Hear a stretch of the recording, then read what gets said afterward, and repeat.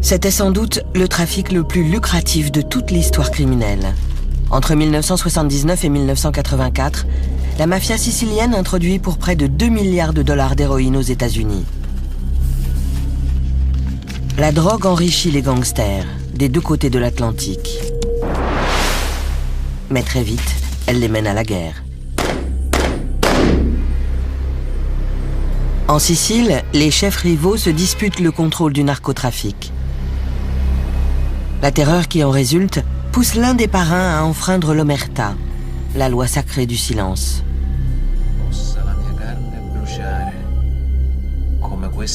Cette trahison va permettre une offensive transatlantique contre la mafia, qui voit ainsi s'ébranler pour la première fois son empire mondial.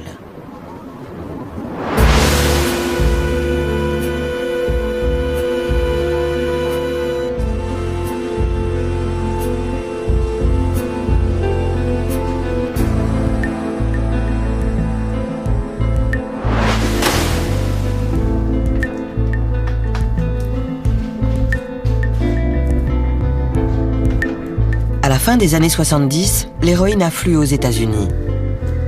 Elle arrive dissimulée dans des produits alimentaires italiens, avant d'être revendue par des pizzerias appartenant à Cosa Nostra. C'est la Pizza Connection. L'Amérique est en proie à une véritable épidémie de drogue. Mais pour la pègre, l'héroïne est avant tout rentable. Très rentable. Henry Hill était un grossiste de la mafia à New York. Depuis, Hollywood a immortalisé son histoire dans Les Affranchis.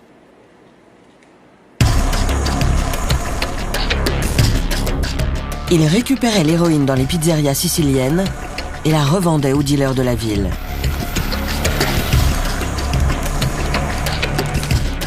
Même pour un gangster sans grade comme Hill, les profits étaient énormes.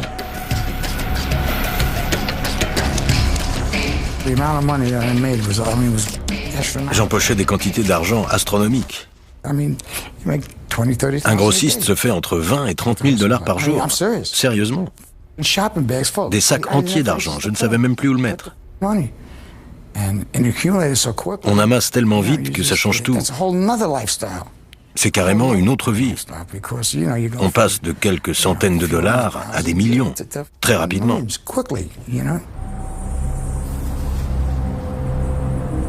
Palerme, capitale de la Sicile. C'est d'ici que vient la drogue.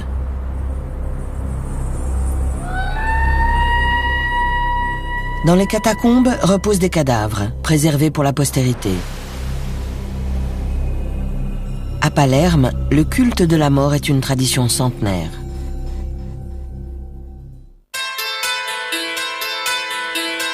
Dans les années 1980, la mort plane à nouveau sur l'île. Les mafiosi se livrent une guerre sanglante. L'enjeu, le contrôle du narcotrafic vers l'Amérique. C'est un gang impitoyable du village de Corleone qui a ouvert les hostilités. Cette place forte de la mafia, perchée dans les montagnes du centre de la Sicile, a donné son nom au personnage de Marlon Brando dans le film Le Parrain.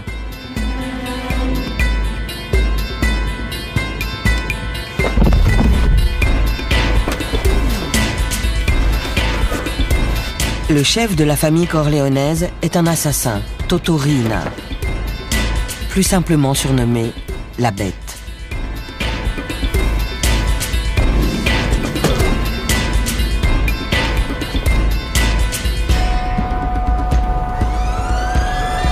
En 1981 et 82, les cadavres de ses victimes surgissent dans les rues de Palerme tous les 3 jours. Mais la loi du silence élève un mur infranchissable entre les tueurs et la justice. Un soir, à Corleone, un rival de Riina est abattu devant le bâtiment où se réunit le conseil municipal. Dino Paternostro s'en souvient encore.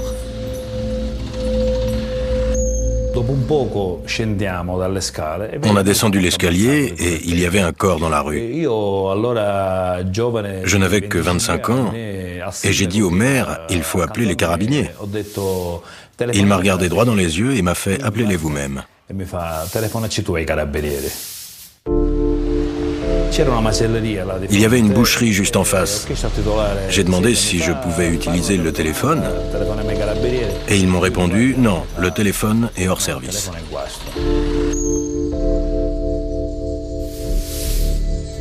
Personne ne veut parler.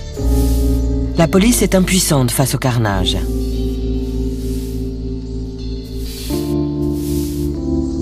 Mais plus pour longtemps. À Palerme, 5 magistrats ont formé une unité spéciale de lutte contre la mafia. Le juge Giovanni Falcone en est le moteur.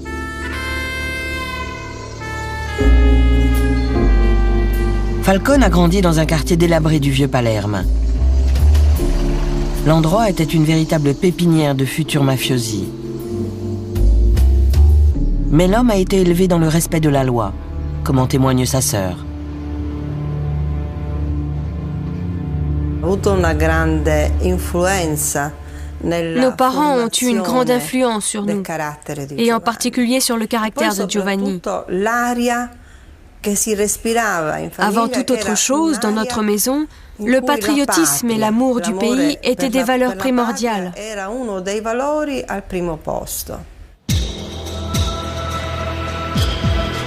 Il combat la Cosa Nostra depuis le palais de justice de Palerme.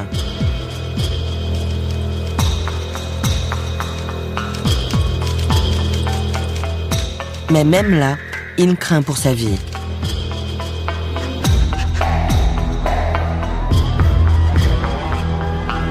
La protection de la police est insuffisante. Des mafiosi notoires arpentent librement les couloirs du palais.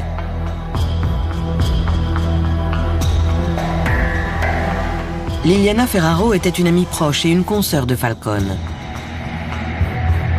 Elle se souvient d'une visite qu'elle lui avait rendue depuis le ministère de la Justice à Rome. Quand je suis arrivée au bureau de Giovanni et que j'ai frappé à la porte, il était en train de demander à un vieil homme de partir. Il lui parlait sur un ton très sec. Et j'ai trouvé ça un peu étrange. Plus tard, il m'a expliqué que l'homme était un collaborateur notoire de la mafia, qui avait réussi à s'introduire dans son bureau. La tactique adoptée par Falcone pour lutter contre la mafia est simple. D'un côté, l'héroïne entre en fraude aux États-Unis. De l'autre, les dollars inondent la Sicile. S'il parvient à remonter la piste de l'argent sale, il pourra inculper les chefs du crime organisé.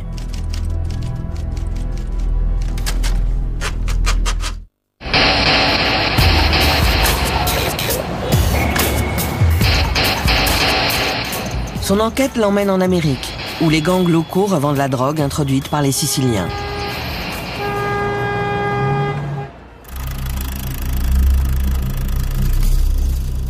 Ce film amateur a été tourné à Brooklyn au milieu des années 50.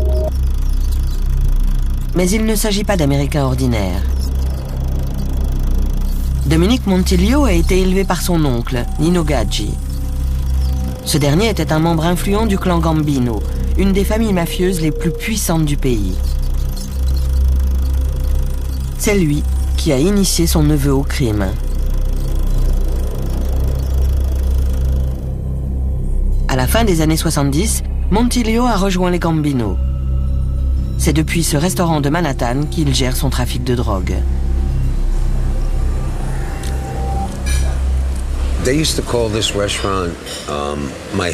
Autrefois, ce restaurant était mon QG. C'est ici que je faisais toutes mes affaires, du deal de drogue au prêt usurier. Je me sentais en sécurité ici. J'avais toujours un endroit où planquer mes armes. Montiglio a vu l'héroïne rapprocher les mafias américaines et siciliennes, toutes deux liées par l'appât du gain.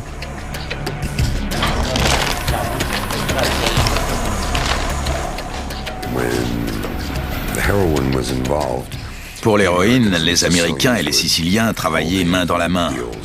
Ils s'entendaient. Mais pour le reste, on avait très peu à faire à eux. Mais les parrains sont devant un dilemme. S'ils aiment l'argent que rapporte l'héroïne, ils appréhendent les longues peines de prison encourues par les trafiquants. Face à la menace de plusieurs décennies sous les verrous, ils craignent que leurs hommes n'enfreignent l'omerta, la loi du silence. C'était « ne vous faites pas prendre ». On vous demandera pas d'où vient l'argent, mais ne vous faites pas prendre. Ce qui les gênait, c'était pas le fait de vendre de la drogue, c'était plutôt le danger que ça représentait. Mais il est déjà trop tard. Le danger est là.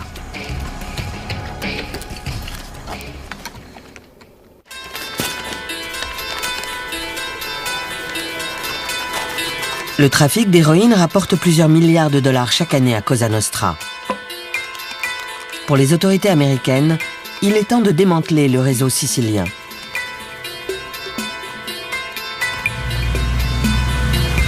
La bataille est menée dans la rue par des hommes tels que Frank Panessa. Cet agent de la DEA, équivalent américain de la brigade des stupéfiants, infiltre la pègre new-yorkaise en se faisant passer pour un chauffeur de taxi.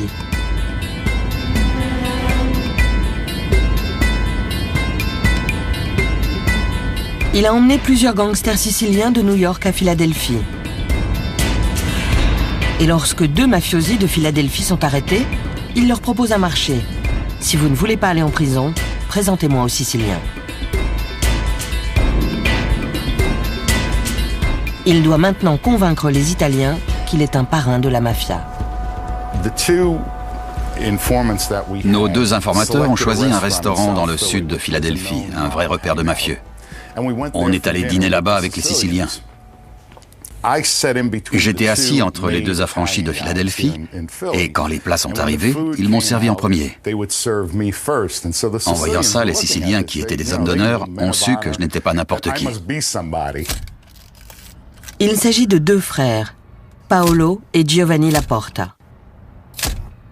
Sur ces photos de la DEA, prises à leur insu devant une pizzeria de Philadelphie, on les voit en compagnie de Panessa.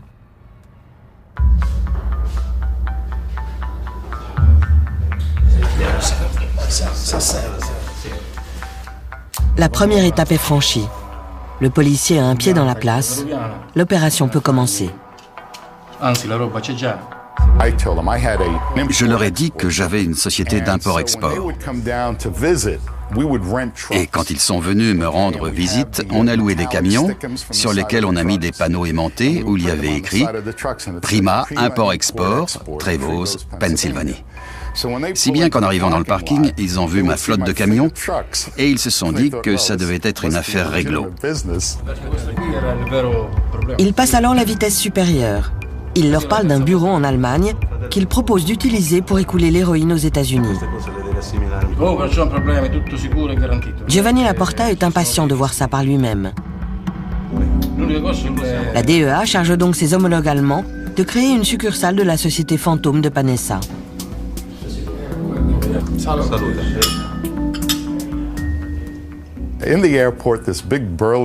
À l'aéroport, un grand costaud, un Allemand, me prend dans ses bras en me disant « Frank, quel plaisir! Je ne l'avais jamais vu de ma vie. » Il se présente à Giovanni et nous emmène vers une grosse Mercedes. Et il fait « Regardez ce que Frank m'a offert pour Noël. » On prend la voiture, on arrive devant un bureau où il y a écrit « Prima, import-export ». On entre et une jeune Fräulein blonde vient m'embrasser en disant « Frank, comme je suis contente de te voir. Je t'ai fait tes biscuits préférés. » Et elle me tend un plateau de biscuits maison.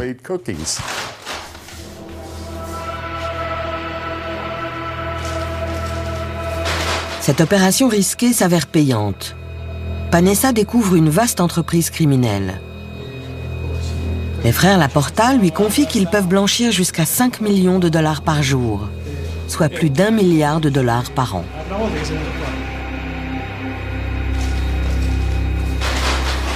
Et il ne s'agit pas que d'héroïne.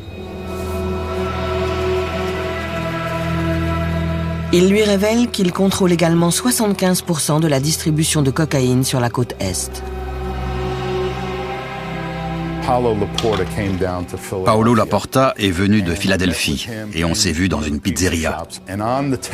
Sur la table, il y avait 30 kilos de cocaïne.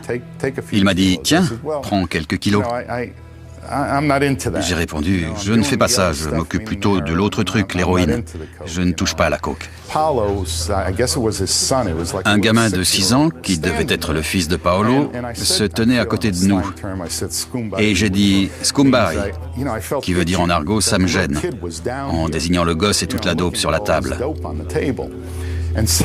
Il a demandé au gosse « Qu'est-ce que tu vois ?» Et le petit a répondu en vrai mafioso « Je ne vois rien ».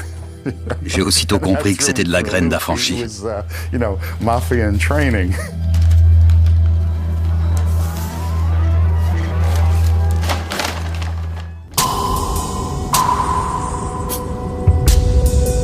Pendant 9 mois, il surveille discrètement les Laporta, qu'il voit convoyer l'héroïne par ferry depuis la Sicile jusqu'à New York et Philadelphie. Au final, les deux frères purgeront chacun une longue peine de prison. Vu les sommes d'argent impliquées, Panessa n'a aucun doute sur le sort qui l'attend s'il est découvert. La mafia élimine les traîtres et fait disparaître leur corps.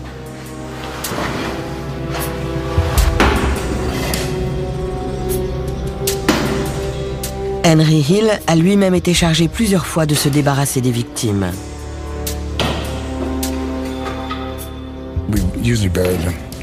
Généralement, on les enterrait. Sinon, on les jetait dans un parking où on les découpait en morceaux et on les mettait dans une voiture qu'on emmenait à la casse. Parfois, on en mettait même 2 dans le coffre pour qu'ils soient écrasés et transformés en cendriers au Japon.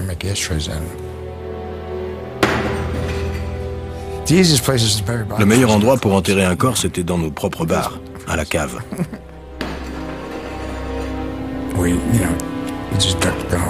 Il suffisait de creuser un trou et de balancer le cadavre dans la chaux pour qu'il disparaisse au bout de quelques mois.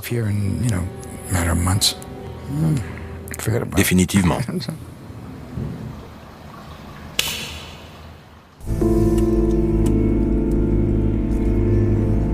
Cette église afro-américaine était autrefois un bar de la mafia, géré par le tueur Roy DiMeo.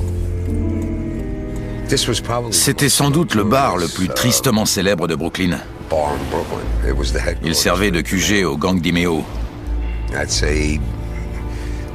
Ils commettaient environ 70% de leurs meurtres ici. Personne n'était totalement à l'aise avec ces types. Et je dis bien personne. Tout le monde en avait peur.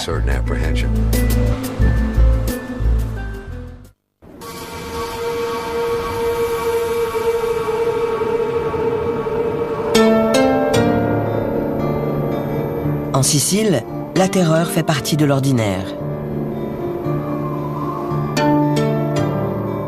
Quelque part sur l'île se cache l'homme qui gère le trafic d'héroïne, le parrain de Cosa Nostra, Toto Riina.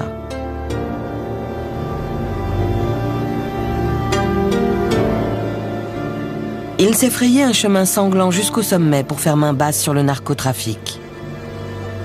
Il aurait ordonné la mort de centaines de personnes.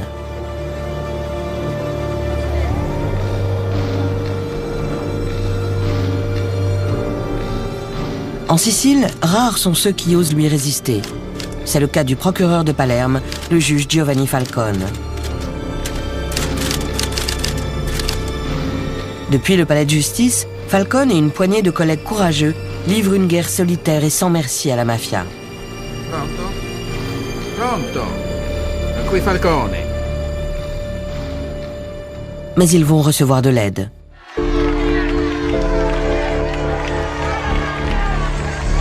En mai 1982, le gouvernement italien envoie un général en Sicile pour écraser la mafia. Peu après son arrivée, il est abattu avec sa jeune épouse en plein centre-ville.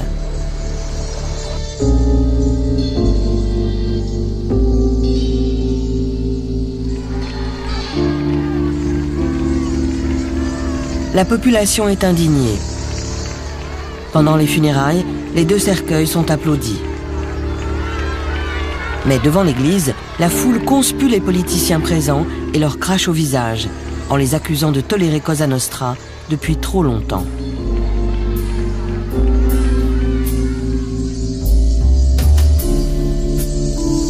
l'État offre enfin à Falcone le soutien dont il a besoin. Liliana Ferraro est une collègue et une amie de longue date. Elle est dépêchée à ses côtés par le ministère de la Justice. Elle découvre avec effarement ses conditions de travail. La première chose que j'ai remarquée, c'était un vieux bureau en métal. Il y avait une chaise à laquelle il manquait un pied, enfouie sous les documents et calée par une pile de dossiers. Giovanni m'a dit, voici notre bureau, voici nos outils et voici notre mode de fonctionnement. Si tu penses pouvoir t'en sortir, tant mieux. Falcone se remet à la tâche avec une énergie renouvelée. Un grand coup de filet se prépare. Le piège se referme peu à peu sur deux parrains étroitement associés à Toto Riina. Une prise qui est à la base de la plus grande défaite de l'histoire de la mafia.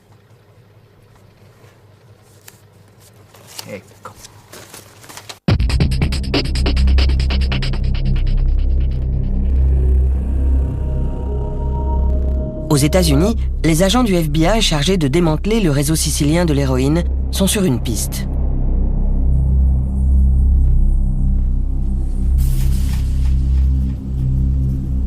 Ils enregistrent tous les appels passés depuis Knickerbocker Avenue à Brooklyn. De nombreux mafiosi siciliens habitant le quartier utilisent les téléphones publics pour gérer leurs affaires, sans savoir qu'ils sont surveillés.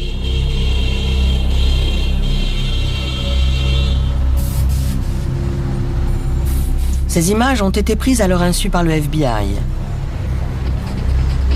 Mais les hommes parlent un dialecte sicilien compréhensible, même pour la plupart des Italiens. Ils emploient également des codes. Chemise, par exemple, signifie héroïne.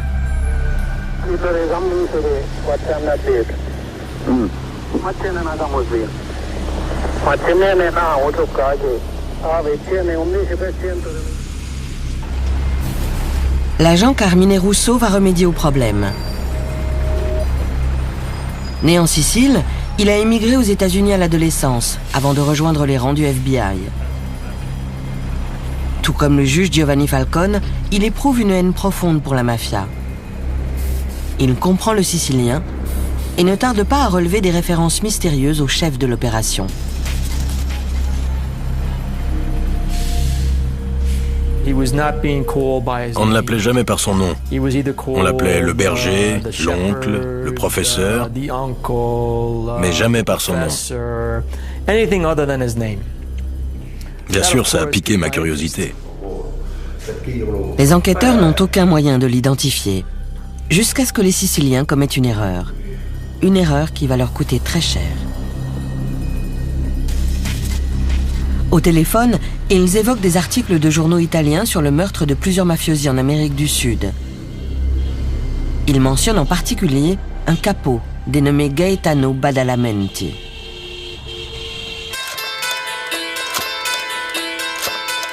Badalamenti n'est pas n'importe qui, c'est l'ancien parrain de Cosa Nostra. Après avoir perdu la lutte de pouvoir au sein de l'organisation, il a dû fuir au Brésil pour sauver sa vie. De là, il s'est mis à exporter des millions de dollars en héroïne vers les États-Unis. Le plus étonnant, c'est qu'il agit pour le compte de celui-là même qui l'a détrôné, Toto Riina. En Sicile, tout est très clair. Pas question pour Riina de laisser la haine s'interposer entre l'argent et lui. Après avoir établi qu'il s'agissait d'un ancien parrain des parrains de la mafia sicilienne, le FBI a concentré son enquête sur Gaetano Badalamenti.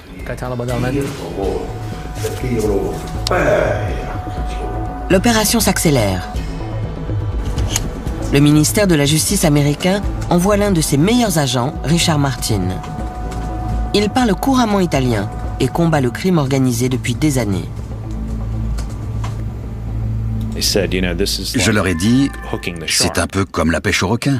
Quand on ramène le requin dans le bateau, il faut être sûr qu'on a les moyens de le tuer. Ce que je voulais dire, c'est qu'avant d'arrêter ce type, il fallait avoir de quoi le condamner.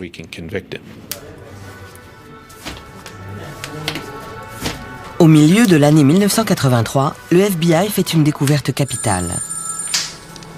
Ses agents soupçonnent un certain Pietro Alfano, propriétaire sicilien d'une pizzeria dans la petite ville d'Oregon, dans l'Illinois, à quelques centaines de kilomètres à l'ouest de Chicago. En creusant un peu, ils font une trouvaille étonnante. Allô? Ehi, Fradiggio, sì. Alfano est le neveu de Gaetano Badalamenti. Les deux hommes organisent les transactions d'héroïne au téléphone en langage codé. Mais Alfano oublie constamment les codes.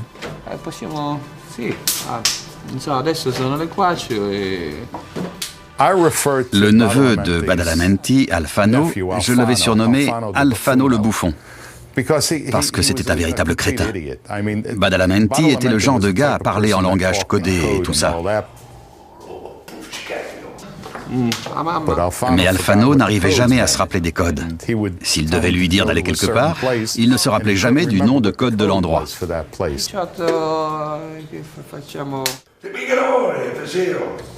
Mais Badalamenti n'avait pas le choix. Il dépendait de lui pour la distribution dans le Midwest. Le vieux parrain est exaspéré. Il convoque son neveu et, dans sa colère, lâche le lieu du rendez-vous. La capitale espagnole, Madrid.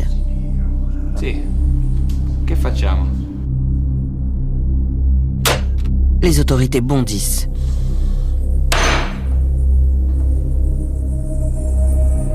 En avril 1984, les deux hommes sont arrêtés par la police espagnole. Voici les images de leur interpellation.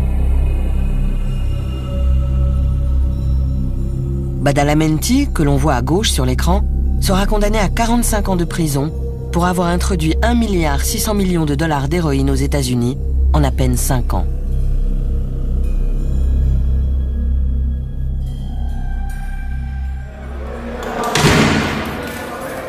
Les enquêteurs ont amputé la mafia de son principal fournisseur d'héroïne. Mais la piste s'arrête là. Badalamenti refuse d'enfreindre la loi du silence. Si tu nous donnes les informations qu'on demande, on doit pouvoir trouver un arrangement.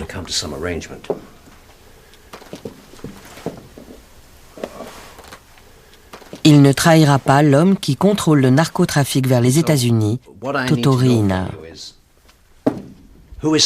La suite de l'histoire est désormais célèbre.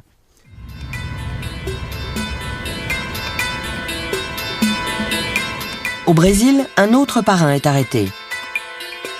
C'est un ami et un associé de Badalamenti, Tommaso Buscetta. Lui aussi a fui la Sicile pour échapper à Toto Riina. Lorsqu'il a pris le pouvoir au sein de Cosa Nostra, Riina a tué 2 de ses fils. Les Italiens réclament l'extradition de Buscetta, mais ce dernier est déterminé à ne jamais revenir. Il est convaincu que Riina les éliminerait, lui et sa nouvelle famille.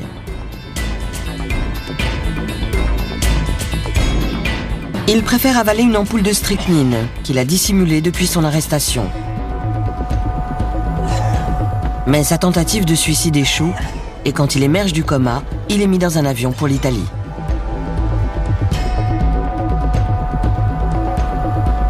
Encore très faible, il descend de l'avion à l'aéroport de Rome, soutenu par 2 hommes et protégé par une couverture par balles. Il prend alors une décision capitale. Si les Américains protègent sa famille, il se vengera de Riina. Mais pas comme l'exige traditionnellement la mafia. En échange de sa coopération avec les Italiens et les Américains, il voulait juste que sa famille soit protégée. Il n'a pas demandé de réduction de peine ni de traitement de faveur. La seule chose qu'il voulait, c'était s'assurer que sa famille serait en sécurité. À Rome, Buscetta se met à table, révélant les sinistres secrets de la mafia. Il devient ainsi le plus haut cadre de l'organisation à briser la loi sacrée du silence. Il dévoile son univers clandestin au juge Falcone, qui se bat seul contre la mafia depuis des années.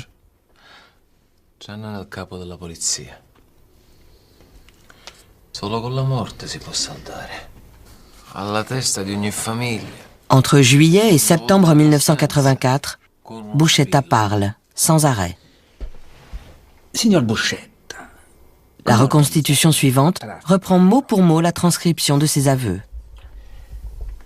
Toutes les familles de Palerme sont impliquées dans le narcotrafic. Toutes? Toutes. Plus on se rapproche du parrain, plus les profits sont grands. Ce qu'il a fait, c'est qu'il nous a décrit la structure de la mafia, aux États-Unis et en Sicile, la façon dont les deux travaillaient ensemble et les règles qui permettaient à une organisation présente dans le monde entier de fonctionner.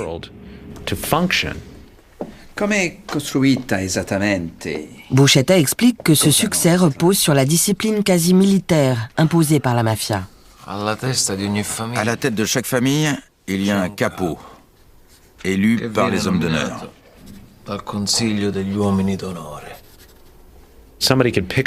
Un type pouvait décrocher son téléphone en Sicile, appeler Oregon dans l'Illinois, parler 30 secondes et conclure un contrat qui l'engageait.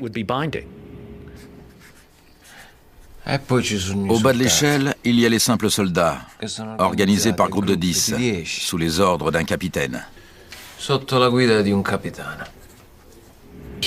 Il a expliqué comment différents acteurs, dispersés dans le monde, pouvaient gérer les divers aspects du narcotrafic et le faire fonctionner.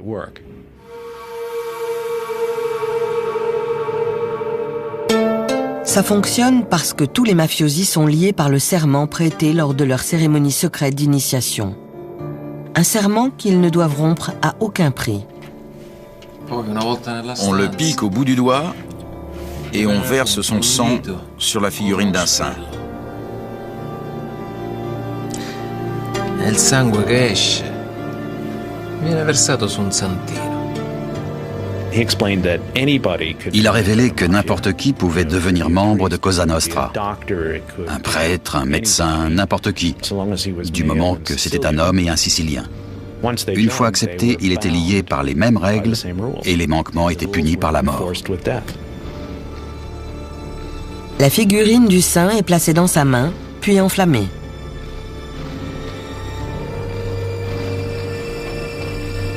Pendant qu'elle brûle, le novice dit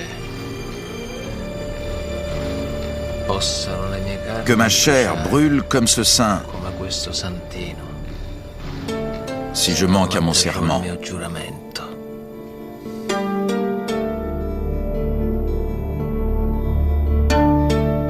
Le témoignage de Buscetta permet de reconstituer le puzzle. Il montre comment un gang de criminels de la Sicile rurale a réussi à mettre en place le plus gros trafic d'héroïne jamais vu aux États-Unis.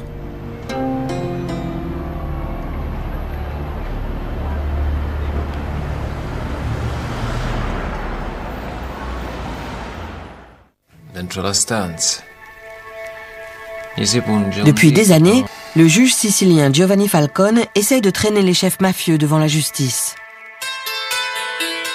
Les aveux du repenti Tommaso Buscetta lui en donnent enfin l'occasion.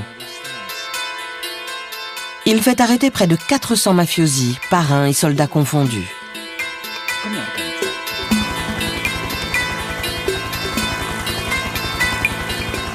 Mais Toto Riina, le parrain des parrains, n'est pas parmi eux.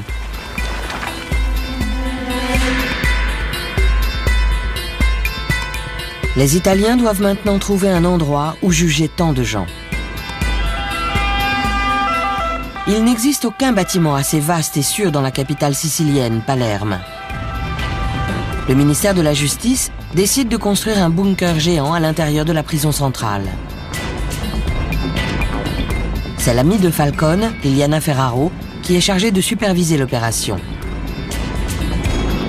Craignant d'être tuée si la mafia le découvre, elle prend un maximum de précautions pour faire le voyage depuis Rome jusqu'en Sicile.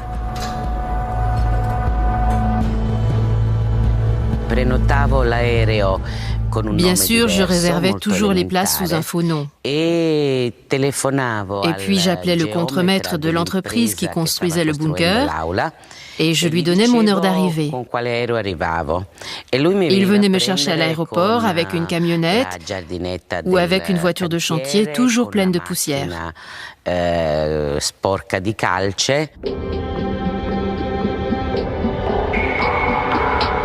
Buscetta attend le début du procès en lieu sûr aux États-Unis, protégé jour et nuit par la DEA et le FBI.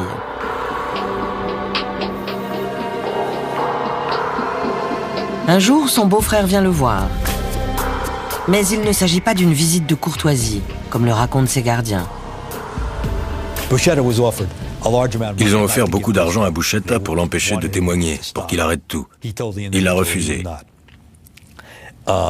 Le type est reparti pour transmettre sa réponse, alors ils l'ont assassiné. Ils ont tué le messager.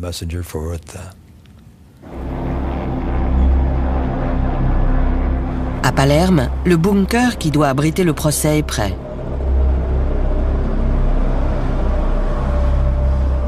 Les murs sont en béton armé, suffisamment solides pour résister à une attaque de missile. Dans le tribunal lui-même, 30 cellules ont été prévues pour les accusés.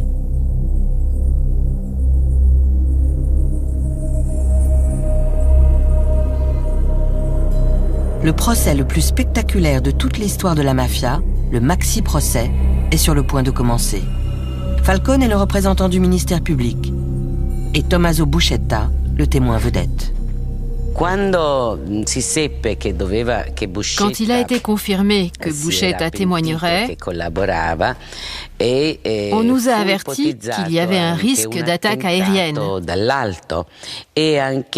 si bien que des patrouilles surveillaient le ciel au-dessus du bunker 24 heures sur 24.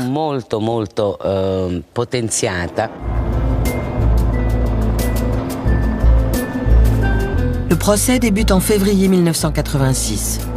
3000 militaires en armes gardent le bunker, ainsi qu'un char de l'armée.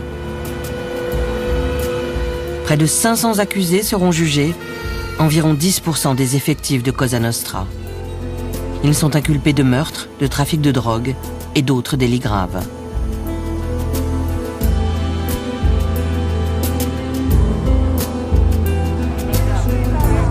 Les accusés perturbent sans cesse la procédure.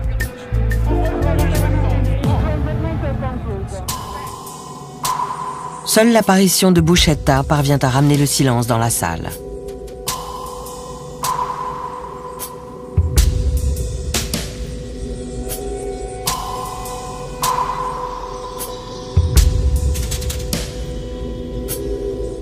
Il reste une semaine à la barre des témoins, protégé par un panneau en verre blindé, pour répéter ce qu'il a déjà dit au juge Falcone. Il croyait vraiment qu'à un moment ou à un autre, les Siciliens le tueraient.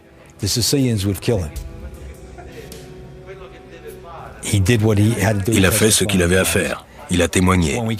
Et quand on a repris l'avion pour les États-Unis, alors qu'on était assis dans le 747 sur le pont supérieur, il m'a dit « Tony, j'étais sûr que je ne reviendrai jamais ».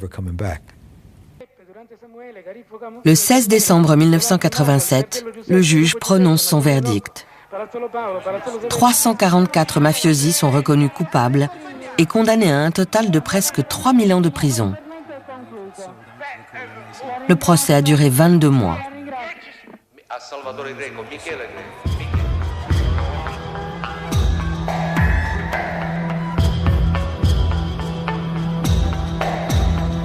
Le maxi-procès marque l'apogée de la carrière du juge Giovanni Falcone.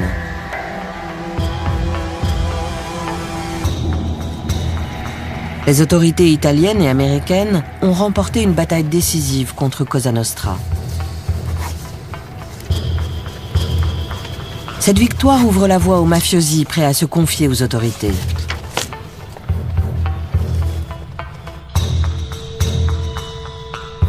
L'omerta, la loi du silence qui a pendant des années régi la discipline impitoyable de Cosa Nostra, est agonisante.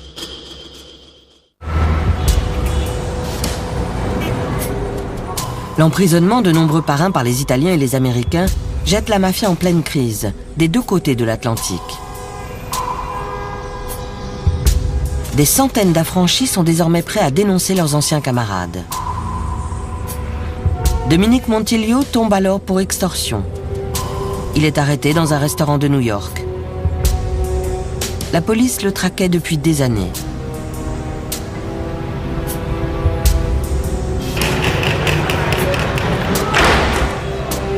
Il est enfermé au Metropolitan Correction Center à New York. Il sait que ses chefs sont terrifiés à l'idée qu'il puisse témoigner contre eux. Il craint pour sa vie.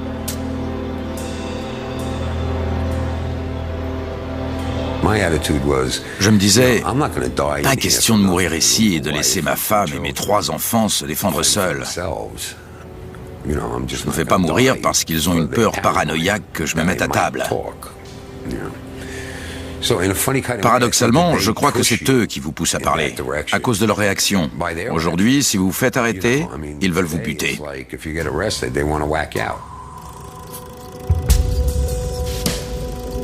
Montiglio a été élevé dans le respect absolu de la loi du silence. Pourtant, il décide de coopérer avec la justice. Jeune homme, il a fait la guerre du Vietnam. Il sait que la trahison de sa famille et de ses origines sera pire. Témoigner au tribunal, c'est... J'aurais encore préféré être en train de patrouiller au Vietnam. C'est difficile à expliquer, mais quand on se retrouve à la barre et qu'ils sont assis à quelques mètres de vous, en train de vous dévisager, c'est vraiment un truc difficile.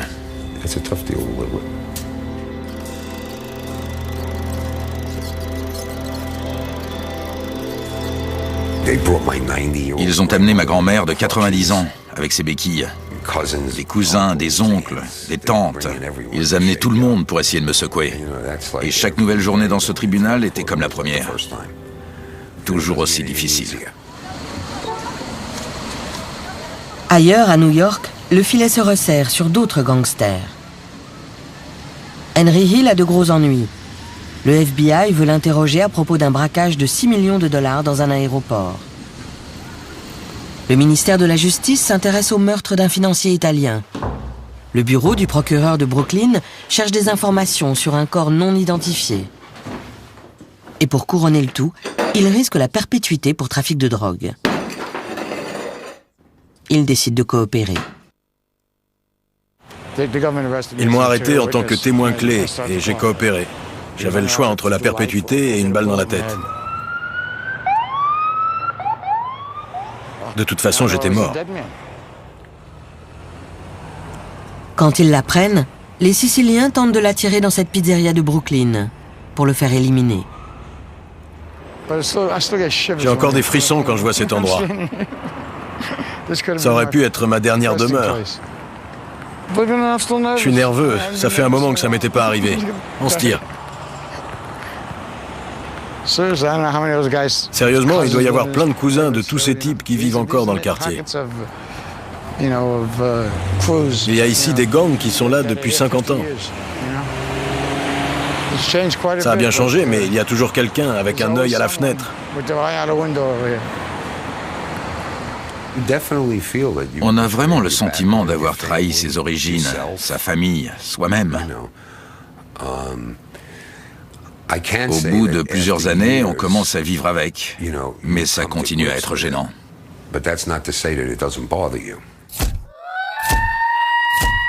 Montiglio et Hill passeront le reste de leur vie sous une fausse identité, dans un lieu secret, à plusieurs centaines de kilomètres de leur ville natale, dans la crainte constante de ce qui arriverait si la mafia les retrouvait. L'un dans l'autre, j'aimerais bien oublier toute cette expérience. Mais c'est impossible. Je fais un rêve récurrent dans lequel je sors de la maison de Nino et sa Cadillac est garée dans l'allée. Je sors et alors que je marche dans l'allée, je vois Nino, Roy, Chris, Anthony et Joey. cachés sous la Cadillac de Nino. Au moment où je passe, Roy me regarde et me fait « Hé Dominique, viens en enfer avec nous ». Et le rêve s'arrête là.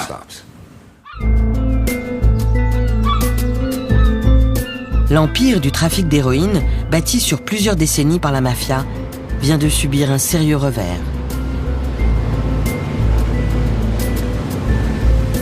Au large de la Sicile, les gardes-côtes italiens fouillent les bateaux de pêche à la recherche de drogue. Ils en trouvent rarement.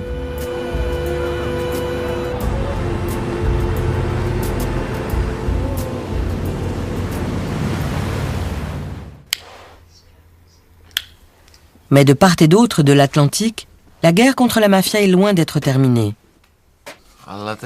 Pendant qu'il était interrogé par Falcone, le repenti Tommaso Buscetta a averti le juge sicilien. Cosa Nostra ne reculera devant rien pour le tuer. N'oubliez jamais ça. Une fois que vous avez un compte avec la mafia, vous ne pouvez le solder qu'à votre mort. Des centaines de mafiosi ont été envoyés en prison lors du maxi-procès. Mais le parrain des parrains, Toto Riina, court toujours. Il continue de contrôler son vaste empire criminel et d'assassiner ses rivaux.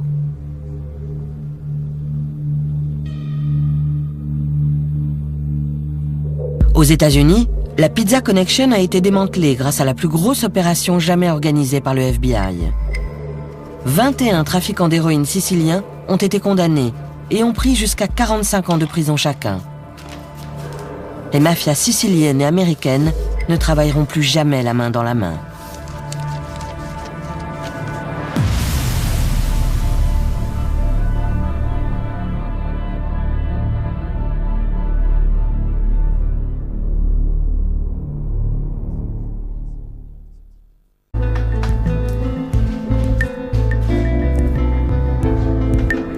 À la fin des années 70, l'héroïne afflue aux États-Unis.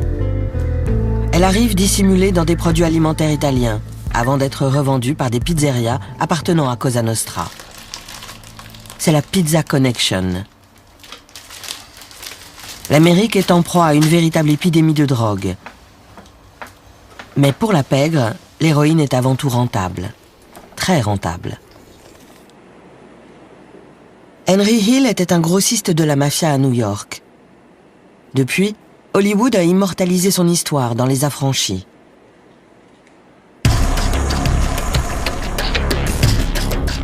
Il récupérait l'héroïne dans les pizzerias siciliennes et la revendait aux dealers de la ville.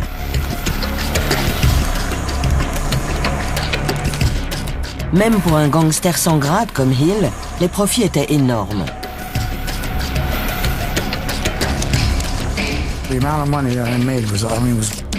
J'empochais des quantités d'argent astronomiques. Un grossiste se fait entre 20 et 30 000 $ par jour. Sérieusement. Des sacs entiers d'argent, je ne savais même plus où le mettre. On amasse tellement vite que ça change tout. C'est carrément une autre vie. On passe de quelques centaines de dollars à des millions, très rapidement.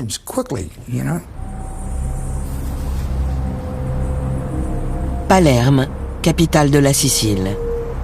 C'est d'ici que vient la drogue.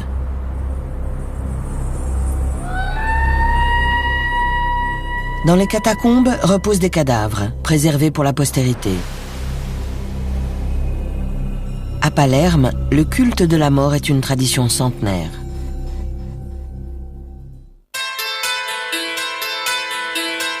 Dans les années 1980, la mort plane à nouveau sur l'île.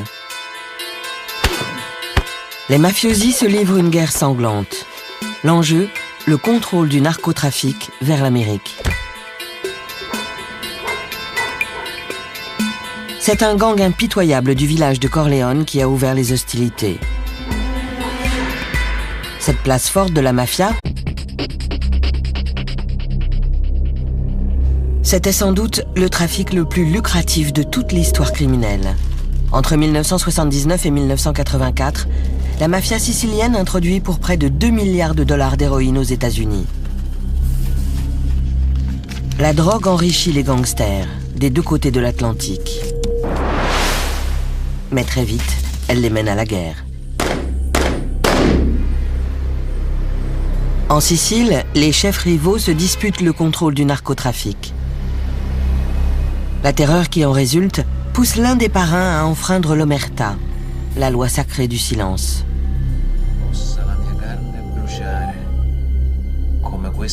Cette trahison va permettre une offensive transatlantique contre la mafia, qui voit ainsi s'ébranler pour la première fois son empire mondial.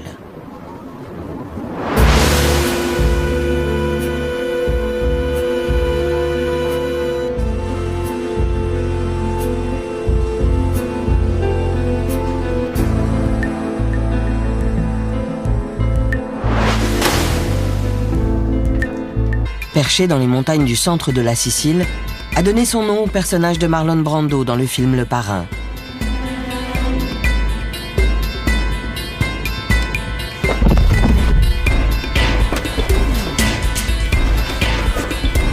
Le chef de la famille corléonaise est un assassin, Toto Riina, plus simplement surnommé la Bête.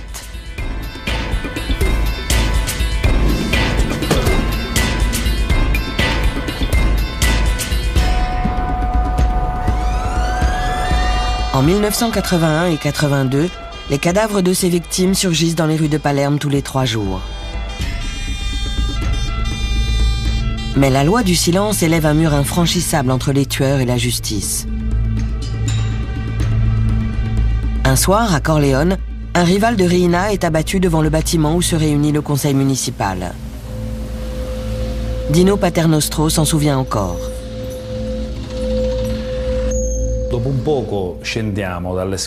On a descendu l'escalier et il y avait un corps dans la rue. Je n'avais que 25 ans et j'ai dit au maire, il faut appeler les carabiniers. Il m'a regardé droit dans les yeux et m'a fait, appelez-les vous-même.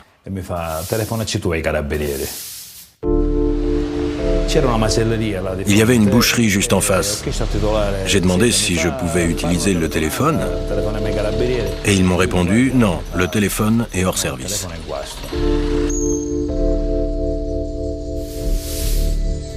Personne ne veut parler. La police est impuissante face au carnage.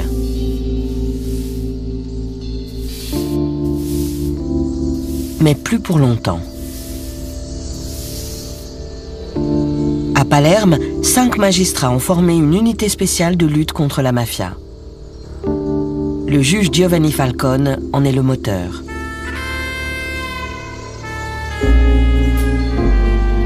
Falcone a grandi dans un quartier délabré du vieux Palerme. L'endroit était une véritable pépinière de futurs mafiosi. Mais l'homme a été élevé dans le respect de la loi, comme en témoigne sa sœur.